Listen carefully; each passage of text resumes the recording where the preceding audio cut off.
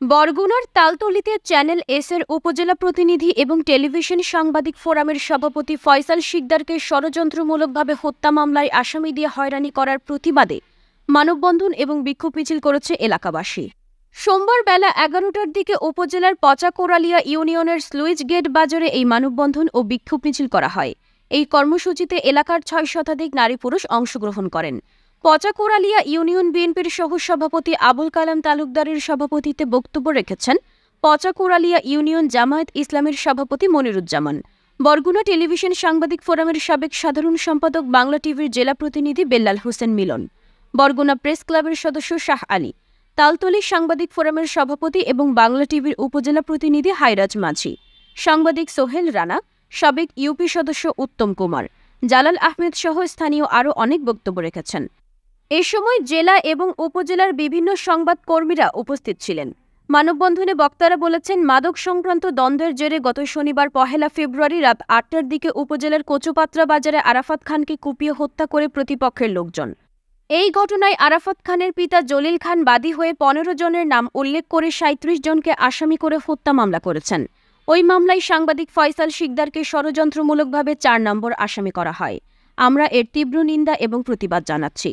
একই সাথে এই হয়রানিমূলক মামলা থেকে সাংবাদিক ফয়সাল শিকদারকে অব্যাহতি দেওয়ার দাবিও জানাচ্ছি। যারা এই ষড়যন্ত্রের সাথে জড়িত তাদেরকে জবাবদিহি করতে হবে। অতি দ্রুত এই মামলা থেকে অব্যাহতি দেওয়া না হলে বৃহত্তর আন্দোলন গড়ে তোলা হবে। আজকের এই মানববন্ধনে সবাইকে আমার পক্ষ থেকে আন্তরিক অভিনন্দন। আমি শুধু একটা কথাই বলতে চাই, যদি ফয়সাল শিকদারকে আসামি করা হয় তাহলে আমিও প্রকৃতপক্ষে আসামি হব।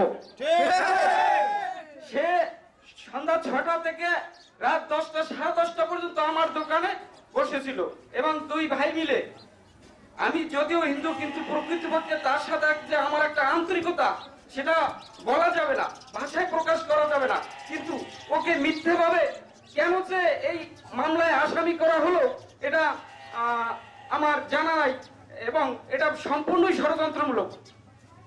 আমি এটুকুই বলছি যে ওকে এই মামলা থেকে অব্যাহতি দেওয়া হোক এবং এর আমি এই ফয়সাল শিকদার বাসা আর কচুপাত্রা ৫ কিলো দূরে। এই ৫ কিলো দূরে এখানের দোকানদার, এখানের মানুষ সবাই জানে ফয়সাল শিকদার পলাশের দোকানে, তার দোকানে ক্রিকেট খেলা দেখছে। সেই কোথাও যায় নাই, তাকে আসামি করা হয়েছে কিছু মানুষের বা কথা মতো।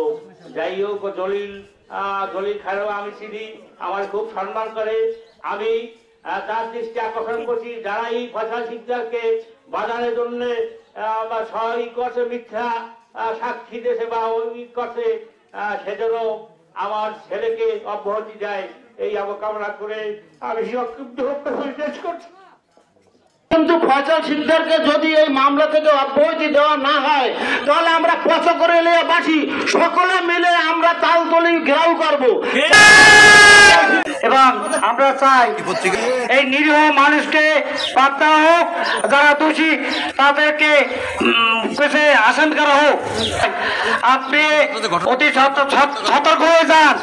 আপনি এই মিথ্যা মামলা যাকে যাকে দিয়েছেন আপনার পরিণাম বেশি দিন ভালো হবে না। কচুপাত্রা বাজারে যেই হত্যাকাণ্ডটি হয়েছিল তখন আমি সে জায়গায় উপস্থিত ছিলাম এবং আমি যে সময় উপস্থিত ছিলাম আমি আমার সাংবাদিক গ্রুপে একটি ইনফরমেশন দিয়েছি।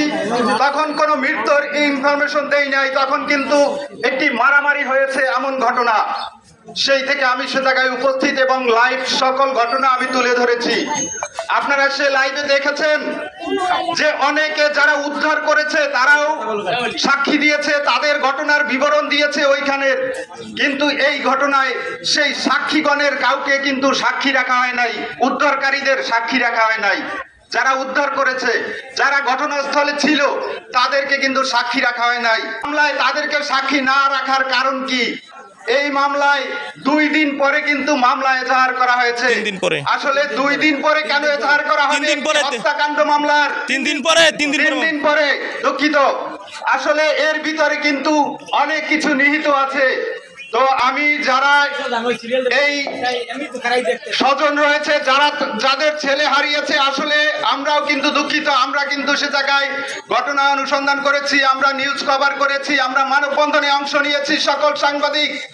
তো আমাদের উপরেই যখন এরকম একটি হাতিয়ার ধরা হয়েছে, আমরা কিন্তু এর প্রতিবাদ না করে পারলাম না। আমরা প্রয়োজনে আরো কর্মসূচি নেব। তো আপনারা যারা এই মামলা দায়ের করেছেন, আমরা চাই না যে এই মিথ্যা হয়রানিমূলক মামলায় আমার সহকর্মী এরা লুকিয়ে থাক, পালিয়ে থাক এবং তার পরিবার কষ্ট পাক। আজকের এই মানববন্ধনে সবাইকে আমার পক্ষ থেকে আন্তরিক অভিনন্দন। আমি শুধু একটা কথাই বলতে চাই, যদি ফয়সাল শিকদারকে আসামি করা হয় তাহলে আমিও প্রকৃতপক্ষে আসামি হব। সে সন্ধ্যা 6টা থেকে রাত 10টা, 10:30 পর্যন্ত আমার দোকানে বসেছিল এবং দুই ভাই মিলে, আমি যদিও হিন্দু কিন্তু প্রকৃতপক্ষে তার সাথে যে আমার একটা আন্তরিকতা, সেটা বলা যাবে না, ভাষায় প্রকাশ করা যাবে না। কিন্তু ওকে মিথ্যেভাবে কেন যে এই মামলায় আসামি করা হলো এটা আমার জানা নাই এবং এটা সম্পূর্ণই ষড়যন্ত্রমূলক। আমি এটুকুই বলছি যে ওকে এই মামলা থেকে অব্যাহতি দেওয়া হোক। কিছু অবগত করেন আপনার এলাকার সন্তান, গত 1 ফেব্রুয়ারি কচুপাত্রায় যে আরাফাত হত্যাকাণ্ড ঘটনা ঘটেছে রাত 8:30টার সময়, 8:30টার সময় আপনাদের এলাকার সন্তান, চ্যানেল এস এর সাংবাদিক, তালতলী টেলিভিশন সাংবাদিক ফোরামের সভাপতি জনাব ফয়সাল শিকদার কিন্তু এখানে পলাশ ভাইয়ের নামে একটা চায়ের দোকান আছে, সেখানে সন্ধ্যা 6টা থেকে রাত 10:30 পর্যন্ত সেখানে ছিলেন। এবং আমাদের এই যে সোহেল রানা ভাই, তার গ্রুপের মেসেজ দেখে কিন্তু যখন আমরা তথ্য সংগ্রহ করার জন্য গ্রুপে নির্দেশনা দেওয়া হয়েছে, তখন স্থানীয় এক ব্যক্তি বলেছেন যে ফয়সাল, তুমি যে ওখানে যাও, ওখানে যে হত্যাকাণ্ড ঘটনা ঘটেছে, ওখানে তোমাদের আত্মীয়স্বজন এই হত্যাকাণ্ডের সাথে জড়িত, তুমি এখানে যেও না, তুমি ঝামেলায় পড়তে পারো। যার জন্য ফয়সাল শিকদার ওই সংবাদ সংগ্রহে না গিয়েও তিনি কিন্তু সংবাদ পরিবেশন করছেন। আর আপনারা করেছেন কি, যারা এই হত্যা মামলার সাথে, যারা এই হত্যা মামলাটি বাদী হয়েছে, তারা সেই ফয়সাল শিকদারকেই আপনারা আসামি করেছেন। এটা কি আপনাদের করা ঠিক হয়েছে? আপনারা অন্যায় করে যে হত্যাটি হয়েছে, সেই হত্যাটি আমরা যারা এর সাথে যুক্ত তাদের বিচার চাই। আজকে এখানে সেই হত্যাকারী আসামি আটকের জন্য আমরা মানববন্ধন করব, কিন্তু সেখানে আজকে কেন একজন মিথ্যাভাবে একজন সংবাদকর্মীকে সেই আসামি করা হলো, 4 নম্বর আসামি করা হলো, তার এই মামলা থেকে অব্যাহতি দেওয়ার জন্য আমরা কেন মানববন্ধন করব? তাহলে কি আসলে এই আসামি করে একজন সংবাদকর্মীকে আসামি করে যে প্রকৃত আসামি, তাকে কি আসলে পার পাওয়ার জন্য কি এই মামলা আসামি করা হয়েছে? তাহলে কি এই পরিবার বিচার পাবে না? আমাদের মনে হচ্ছে যে এটা উদ্দেশ্যপূর্ণিত ভাবে এই ফয়সাল শিকদারকে আসামি করা হয়েছে। এই মামলাটি ছোট করার জন্য, এই মামলাটি যে মেইন আসামি, যে প্রধান আসামি, যে হত্যা করেছে, যে প্রকাশ্যে হত্যা করেছে, সবাই দেখেছে, তাকে ছেড়ে দেওয়ার জন্য মনে হয় একজন সংবাদকর্মীকে আসামি করেছে। একজন সংবাদকর্মী সে সংবাদ লিখবে, আজকে সে সংবাদের শিরোনাম হয়েছে। কেন শিরোনাম হবে? আপনারা দেখেছেন, একজন সংবাদকর্মী কোনো রাজনীতিবিদ হতে পারে না, কোনো দলের সাথে সম্পৃক্ত হতে পারে না, যে দলেই হোক না কেন, যখন যে ঘটনা ঘটবে সেটাই তার তুলে ধরার কাজ। যখন এই ঘটনাটি ঘটেছে, তখন আমরা শুনেছি যে ফয়সাল শিকদার এখানে টিভি দেখেছিলেন এবং খেলা দেখতেছিলেন, সবাই এখানে এলাকাবাসী বলেছে, এবং তারই সিসি ফুটেজ রয়েছে যে এখানে সে খেলা দেখছে। তাহলে তাকে কেন এই মামলা আসামি করা হলো, এটা প্রশ্ন। এবং 3 দিন পরে সহ উপস্থিত আছেন অত্র এলাকার আমার শ্রদ্ধেয় মুরব্বী, আমার সহকর্মী, উপস্থিত আছেন এলাকার জনসাধারণ, সকলে দুঃখ ভরা হৃদয় নিয়ে সকলকে আমি সালাম জানাচ্ছি, আসসালামু আলাইকুম। আজকে এমন একটা স্থানে আমরা দাঁড়িয়ে কথা বলতে হচ্ছে যে আমরা সংবাদ সংগ্রহ করি, কিন্তু আমরাই আজ হয়ে গেছি সংবাদের কেন্দ্রবিন্দু। এটা অত্যন্ত দুঃখের। তো আমি শুধু এটুকু বলতে পারি, আরাফাত খান হত্যাকাণ্ড, এই হত্যাকাণ্ডটা অনাকাঙ্ক্ষিত, অনুপ্রেরিত এবং এইটা একটা নিন্দনীয় হত্যাকাণ্ড।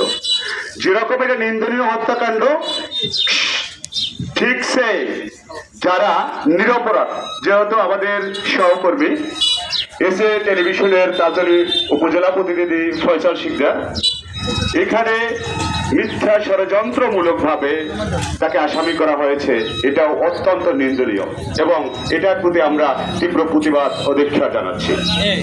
তাই সঠিক বিচার আমরাও চাই। সেক্ষেত্রে যদি না কোনো নিরপরাধ মানুষকে অন্যায়ভাবে হয়রানি করার উদ্দেশ্যে এই মামলায় আসামি করা হয়, তাদেরকে যথাযথ প্রক্রিয়ায় অব্যাহতি প্রদান করার জন্য কলমকে দাবিয়ে রাখা যাবে না। তাই আমি সর্বোপরি সংশ্লিষ্ট কর্তৃপক্ষের কাছে জোর দাবি জানাচ্ছি সঠিক তদন্তপূর্বক এই ষড়যন্ত্র মিথ্যা মামলা থেকে ফয়সাল শিকদারকে অব্যাহতি প্রদান করার জন্য। সকলকে ধন্যবাদ।